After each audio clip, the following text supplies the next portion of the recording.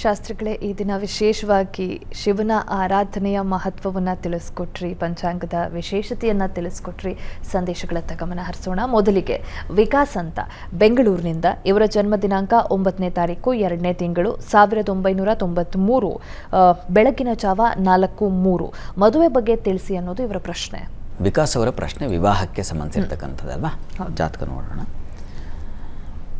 ಜಾತಕ ನೋಡಿದ್ರೆ ಅಲ್ಲೇ ಗೊತ್ತಾಗುತ್ತೆ ನಮಗೆ ವಿವಾಹದ ಸ್ಥಾನ ಯಾವುದು, ವೃತ್ತಿ ಸ್ಥಾನ ಯಾವುದು, ಆ ಅಧಿಪತಿಗಳು ಎಲ್ಲಿದ್ದಾರೆ, ಹೇಗಿದ್ದಾರೆ, ಇವುಗಳ ಮೇಲೆ ಫಲ ನೋಡ್ತಕ್ಕಂಥದ್ದು. ಒಂದು ಉಪಕರಣ ಇಟ್ಟುಕೊಂಡು ಮುಂದೆ ಏನಾಗುತ್ತೆ ಏನಾಗಲ್ಲ ಅನ್ನೋದನ್ನು ನೋಡ್ತಕ್ಕಂಥದ್ದು ಅಷ್ಟೇ ನಮ್ಮ ಕೆಲಸ.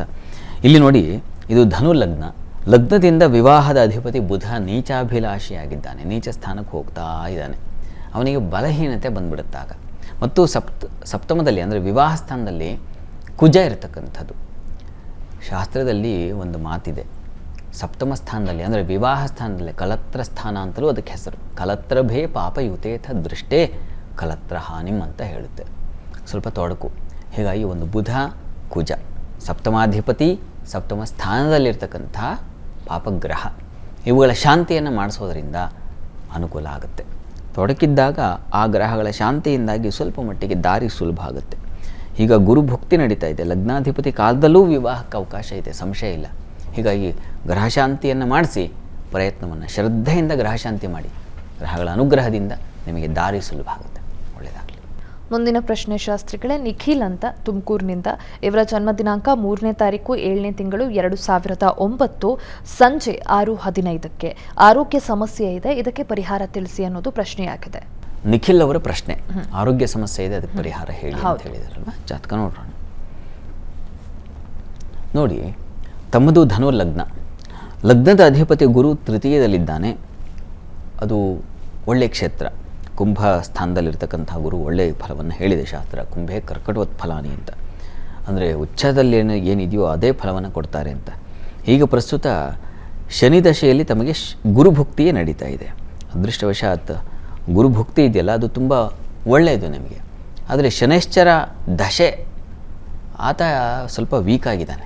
ಇಲ್ಲಿ ನೀವೇನು ಆತಂಕ ಮಾಡುವ ಅವಶ್ಯಕತೆ ಖಂಡಿತ ಇಲ್ಲ, ಯೋಚನೆ ಮಾಡಬೇಡಿ. ನೀವು ಈಶ್ವರ ಸನ್ನಿಧಾನದಲ್ಲಿ ಒಂದು ಅಭಿಷೇಕ, ರುದ್ರಾಭಿಷೇಕ ಮಾಡಿಸಿ ಸ್ವಲ್ಪ ತೀರ್ಥ ಸೇವನೆ ಮಾಡಿ. ಪ್ರತಿ ಗುರುವಾರ ಮಾಡಿ. ಅದು ತುಂಬ ಸಹಾಯವಾಗುತ್ತೆ, ಅನುಕೂಲ ಆಗುತ್ತೆ. 9 ಗುರುವಾರ ಮಾಡಿ, ಆರೋಗ್ಯ ಸರಿ ಹೋಗುತ್ತೆ. ಆತಂಕ ಮಾಡ್ಕೋಬೇಡಿ. ಒಳ್ಳೆಯದಾಗಲಿ. ಮುಂದಿನ ಪ್ರಶ್ನೆ ಶಾಸ್ತ್ರಿಗಳೇ, ಅಭಿಷೇಕ್ ಅಂತ ಮೈಸೂರಿನಿಂದ, ಇವರ ಜನ್ಮ ದಿನಾಂಕ 15ನೇ ತಾರೀಕು 9ನೇ ತಿಂಗಳು 1996, ಮಧ್ಯರಾತ್ರಿ 2:30. ಮದುವೆ ಬಗ್ಗೆ ತಿಳಿಸಿ ಅನ್ನೋದು ಇವರ ಪ್ರಶ್ನೆಯಾಗಿದೆ. ಅಭಿಷೇಕ್ ಅವರ ಪ್ರಶ್ನೆ ವಿವಾಹದ ಬಗ್ಗೆ ತಿಳಿಸಬೇಕಾಗಿದೆ. ಜಾತಕ ನೋಡೋಣ. ನೋಡಿ, ತಮ್ಮದು ಕರ್ಕಟಕ ಲಗ್ನ. ಲಗ್ನದಿಂದ ವಿವಾಹದ ಅಧಿಪತಿ ಶನೈಶ್ಚರ, ಆತ ಭಾಗ್ಯಸ್ಥಾನದಲ್ಲಿದ್ದಾನೆ. ಮಂದಭಾಗ್ಯ ಅಂತ ಸ್ವಲ್ಪ ವಿಳಂಬಕ್ಕೆ ಇದು ಕಾರಣವಾಗುತ್ತೆ. ಈಗ ಪ್ರಸ್ತುತ ನಿಮಗೆ ಗುರುದಶೆಯಲ್ಲಿ ಗುರುಭುಕ್ತಿ ನಡೀತಾ ಇದೆ. ಆತ ಗುರು ನಿಮ್ಮ ಜಾತಕದಲ್ಲಿರ್ತಕ್ಕಂಥದ್ದು 6ಥ ಸ್ಥಾನದಲ್ಲಿ ಅಲ್ಲೇ ಇದ್ದಾನೆ, ತೊಂದರೆ ಇಲ್ಲ. ದಶಾಕಾಲ ಏನು ನಿಮಗೆ ಅನುಕೂಲಕರವಾಗಿದೆ. ಗುರುಬಲವೂ ಈಗ ಬಂದುಬಿಟ್ಟಿದೆ. ಹೀಗಾಗಿ ಪ್ರಯತ್ನ ಮಾಡಿ. ಪ್ರಯತ್ನಕ್ಕೆ ಒಂದು ತೊಡಕಾಗ್ತಾ ಇರೋದು ಲಗ್ನದ ಕುಜ. ಆ ಸಪ್ತಮ ಸ್ಥಾನಕ್ಕೆ ಕುಜನ ದೃಷ್ಟಿ ಇದೆಯಲ್ಲ, ಅದು ಸ್ವಲ್ಪ ತೊಡಕು ಮಾಡ್ತಾ ಇದೆ. ಹೀಗಾಗಿ ಒಂದು ಕುಜಗ್ರಹ ಶಾಂತಿ ಬೇಕು, ಅದನ್ನು ಮಾಡಿಸಿ, ಅನುಕೂಲ ಆಗುತ್ತೆ. ಯೋಚನೆ ಮಾಡಬೇಡಿ. ಮುಂದಿನ ಪ್ರಶ್ನೆ ಶಾಸ್ತ್ರಿಗಳೇ, ನಾಗಶ್ರೀ ಅಂತ ಬೆಂಗಳೂರಿನಿಂದ, ಇವರ ಜನ್ಮ ದಿನಾಂಕ 29ನೇ ತಾರೀಕು 4ನೇ ತಿಂಗಳು 1989, ಬೆಳಗ್ಗೆ 10:05.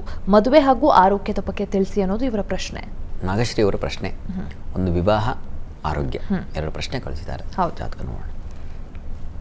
ನೋಡಿ, ತಮ್ಮದು ಮಿಥುನ ಲಗ್ನ.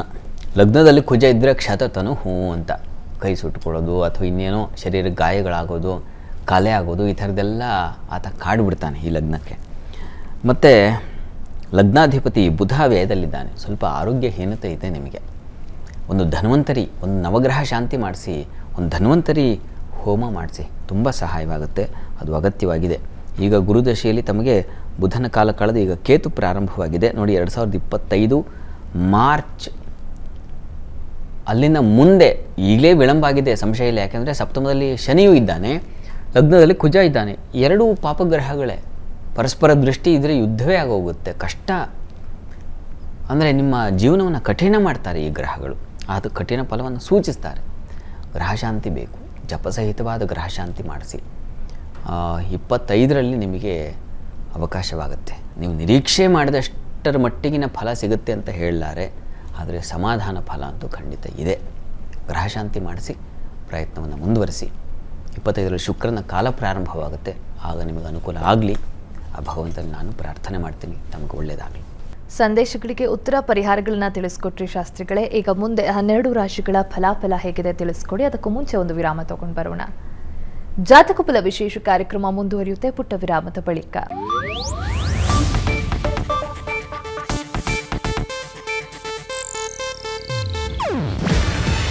ಇದು ಏಷ್ಯಾನೆಟ್ ನ್ಯೂಸ್ ನೆಟ್ವರ್ಕ್ ಪ್ರಸ್ತುತಿ. ನೀವು ನೋಡ್ತಿದ್ದೀರಾ ಏಷ್ಯಾನೆಟ್ ಸುವರ್ಣ ನ್ಯೂಸ್.